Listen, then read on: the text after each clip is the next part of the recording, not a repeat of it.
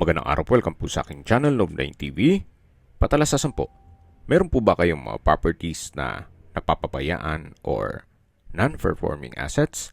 Plan nyo ibenta, pero wala kayong oras sa pagbenta nito. Kung ito'y pagkakatiwala nyo po sa amin, tawag lang po kayo sa aking numero, usap po tayo, gawin ko po ng video for free. Yes, libre po, wala po kayong babayaran.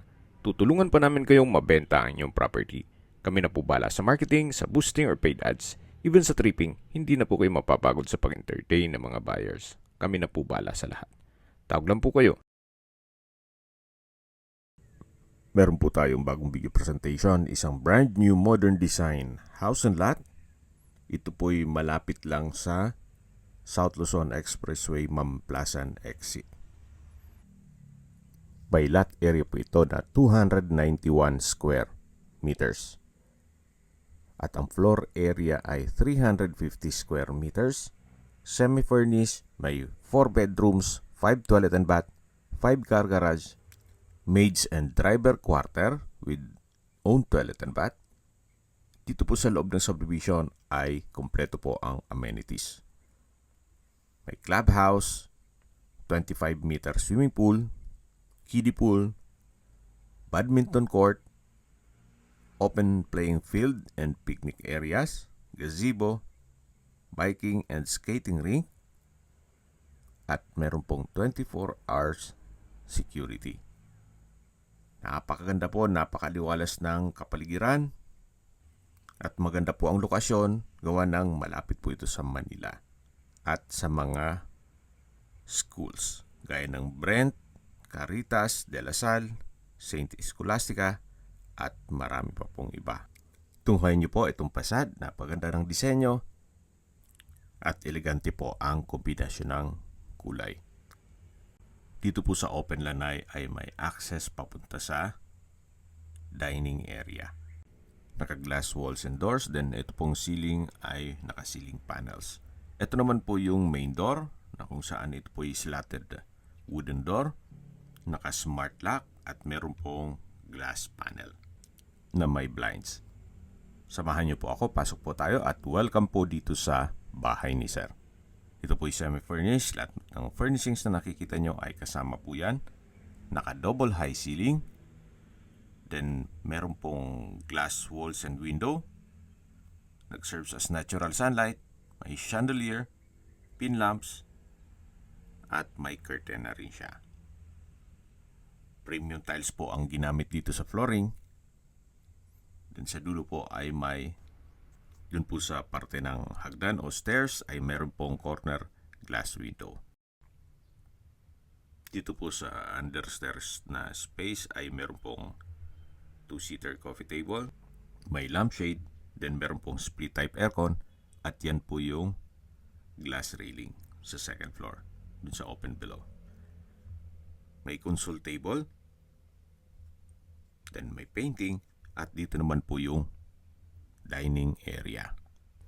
Meron pong 6-seater dining set, may modern chandelier, then pendant light dito sa may kitchen, at yan po yung tinutukoy ko na sliding glass door papunta sa open lanay. Ito naman po yung formal kitchen. May kitchen countertop, gas range, range hood, kitchen window, at meron pong brand new na refrigerator. Inverter type po yan. Mayroon pong wall-mounted modular kitchen cabinet, then kitchen drawer at storage ng kitchen utensils. Dito po ay may access naman papunta sa service area. Then yan po yung access papunta sa likod ng bahay. Katabi lang po nito yung maid's room. May customized glass window with blinds. Then pulido din po ang pagkapintura ng ceiling at wall. At ito po yung toilet and bath na may hand wash basin, water closet with bidet, at shower. Naka-tile bathroom wall na rin po yan. Balik po ulit tayo dito sa service area. May LED light. At ito po yung wooden slatted door. naka-nano block na door handle. At ito po yung driveway. Hanggang dito po ang garahe na naka-tile flooring na rin po yan. Ito pong kabilang bakanting lote ay hindi po kasama yan.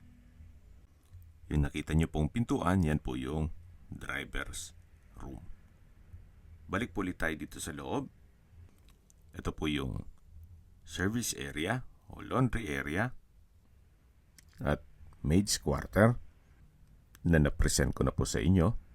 At dito naman po yung dining area, then yung formal kitchen at yung access door papunta sa open lanai. Tunghayin nyo po ulit itong formal kitchen at mula po dito matatanaw natin ang living area o salas. Yan po yung first bedroom, pero bago natin i-check yan, ito po munang common toilet and bath. May bathroom countertop, hand wash basin, then vanity mirror, bathroom cabinet, water closet with bidet, overhead shower, tile bathroom wall, at meron pong bathroom window. Meron din pong wall-mounted na towel rack. Lipat na po tayo dito sa first bedroom. Kung meron man po kayong PWD or senior citizen sa pamilya, itong kwarto na to ang para sa kanila. Naka-slatted wooden door, then sa spasyo napakalaki po. May split type aircon, center lamp, pin lamp, customized glass window with blinds. Meron na rin po siyang wardrobe at may outlet na rin po. Quality po ang pagka-finish ng pintura. Napakalinis. At dito naman po yung toilet and bath. Check po natin. Halos same design lang po. May hand wash basin, then vanity mirror, wall-mounted bathroom cabinet, then may water closet with bidet, overhead shower, tile bathroom wall, bathroom window, at wall-mounted stainless towel holder. Yan po yung toilet and bath dito sa first bedroom. May split type aircon na rin po. Papansin nyo sa living area, dining area at unang kwarto ay may mga aircon o split type aircon na po. At lahat brand new yan, kaya hindi na po kayo gagastos pa o bibili o magpa-install. Balik po ulit tayo dito sa living area. Yan po yung main door. Solid wood din po itong console table. At nandito na po tayo sa may hagdan o stairs. Ito po yung naka-wooden staircase, naka-glass railing at tubular handrail. Samahan niyo po ako. Akyat po tayo. Dito naman po sa may upper part ay may staircase window. Then, nandito na po tayo sa hallway. Check po natin itong second bedroom. Malaki din po ang spasyo. May split type aircon. Maganda ang disenyo ng tile flooring. Then, may customized glass window with blinds. May wardrobe, naka-center lamp, may pin lamp, then meron na rin pong mga outlet. May sarili din po itong toilet and bath. May bathroom countertop, vanity mirror, hand wash basin, water closet with bidet, overhead shower, tile bathroom wall, at may bathroom window. Ito po yung toilet and bath dito sa second bedroom. Yan po yung split type aircon. At labas po tayo para check natin yung ibang kwarto. Ito po yung open below. Maya silipin natin yan. Balik tayo dito sa hallway. At dito naman po yung third bedroom. Halos same size lang po nung second bedroom. Then meron din po siyang split type aircon, customized glass window with blinds. May nano block na mga outlet. Meron pong wardrobe at drawer. At meron din po itong sariling toilet and bath. Ang kagandahan po sa mga disenyo dito ay lahat ng kwarto ay may sariling toilet and bath. Halos same design lang po, yung hand wash basin, then bathroom cabinet, water closet with bidet, overhead shower, tile bathroom wall, at nano block na rin po yung mga switches. Then outlet. Tunghayin niyo po ulit. Ito pong third bedroom na may split type aircon na rin siya. At wardrobe. Labas po tayo. At dito naman po yung master bedroom. Naka-slatted door, then nano block door handle. Malaki po ang spasyo nito. May bed frame and mattress, split type aircon, customized glass window, bedside table and drawer. At may painting na rin po siya. Console table and drawer. At dito naman po yung walk-in closet. At yung toilet and bath. May bathtub. Then may LED mirror with the yellow light border at touch sensor. Yan po ulit yung bathtub. Then may wall-mounted towel holder. At ito po yung couple hand wash basin. Dito rin po ay may modern LED mirror na may touch sensor din po yan. May water closet with bidet, hot shower set, overhead shower, at bathroom window. Makapansin nyo po kahit po dito sa toilet and bath ay naka-slatted doors. So hindi po siya tinipid. At ito po ulit yung master bedroom. May split type aircon. May glass wall and door na access ito papunta sa balkonahe. Ito po yung balkonahe na nakita nyo dun sa unang parte ng video. Na part po yan ng fasad. Then may ceiling panels. At tunghayin nyo po ang inyong mga magiging kapitbahay. Napakatahimik po ng lugar, sariwa ang hangin, at sa Clibrapan po, banayad lang. Hindi naman siya ganun kainit, at hindi naman ganun kalamig. Balik po ulit tayo dito sa loob. May wardrobe din po dito. At lalabas na po tayo sa hallway. Ito po yung hallway. Yan po yung mga kwarto na naipresent ko na sa inyo kanina. At dito naman po yung open below. Meron pong decorative hanging light fixtures. May dubratan.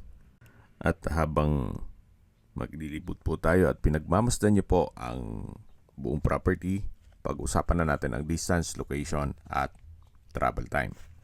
Mula po sa South Luzon Expressway Mamplasan exit, ang distance is 3.5 kilometers at ang travel time is 6 minutes.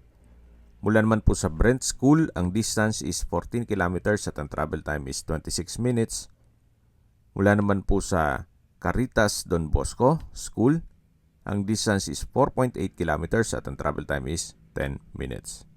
Mula naman po sa De La Salle University, Canlubang Campus, ang distance is 5.3 kilometers at ang travel time is 11 minutes. Sa St. Scholastica College, West Grove, ang distance is 8.5 kilometers at ang travel time is 19 minutes. Mula naman po sa Alabang Town Center, ang distance is 21.6 kilometers at ang travel time is 41 minutes. Paseo de Santa Rosa o Nuvali, ang distance is 7.5 kilometers at ang travel time is 18 minutes. Kompleto na po doon gaya ng schools, church, banks, mga business establishments, at hospital. Yan po yung laging binabanggit sa inyo na dapat nyo i-consider sa paghanap ng property, yung meron pong malapit na hospital. Hindi ko naman po sinasabing sakitin kayo. Yan naman po for emergency purpose lang naman. At mula naman po sa Laguna Technopark, ang distance is 4.2 kilometers at ang travel time is 12 minutes. Mula naman po sa Manila o sa airport, ang distance is 34.9 kilometers at ang travel time is 1 hour and 6 minutes. Ito po yung corner window sa may staircase. At dito po sa side na to ay may landscape na po siya. Then may concrete pathway. Yan po yung glass window dun sa understairs. May faucet at hose para pag didilig po kayo ng mga halaman. Yan po yung concrete fence. At ito po yung setback sa likod ng bahay. At sa mga nag-skip po ng video, summarize ko lang po. Ito pong property ay napakalapit lang sa South Luzon Expressway, Mamplasan Exit. Brand new modern design house and lot at may lot area na 291 square meters at may floor area na 350 square meters. Titulado, buhay po ang may-ari kaya wala po kayong maging problema sa documentation o sa transfer ng title. May 4 bedrooms, then 5 toilet and bath, 5 car garage. Ito po yung maid's room at katabi lang yung driver's room. Naka wooden door, then nano block din po ang door handle at paayos naman po ang pintura ng ceiling at wall. So yan po yung driver's room, nakatabi lang po nito yung maid's room. At yan po ulit yung hallway, then ito po yung open lanai. Tunghayin nyo po ulit itong facade. At imagine na meron po kayong ganitong brand new house and lot na nasa loob ng isang exclusive community. Kumpleto ang amenities at meron pong 24 hours security at napakalapit po sa lahat. Even Manila. Okay, sa presyo na po tayo. Binibenta po ito ni owner sa halagang 35 million pesos. Kung may mga katanungan po kayo, tawag lang po kayo sa aking numero. At sa mga kababayan naman natin na sa ibang bansa, meron po akong WhatsApp, Viber at Telegram. Same number lang po, 0917-316-3399. Sa mga nagtatanong naman po ng aming Facebook, meron po aming Facebook page na Nov9TV at Facebook Real Video. Meron din pong TikTok at Instagram. May ibang YouTube channel po kami, the Nov9TV channel, Nov9TV Listings, Nov9TV On The Spot, Nov9TV Updates, at Nov9TV House Rental. Sana po naibigyan nyo ang video presentation. Paki-like and subscribe na lang po sa aking channel para ma-update din po kayo sa aking future listings. Kung sakali po hanap nyo yung mas malaking sukat ng lupa, meron din po kami ibang listings na pwede nyong pagpilian. Huwag po kayong mag-atubiling tumawag sa amin. Then, let us know your budget para malaman namin kung anong property pwede naming ilog sa inyo. Sa lahat pong viewers, subscriber at nagtiwala po sa amin, salamat po sa suporta. Ingat po kayo lagi at yung pamilya. Maraming salamat po.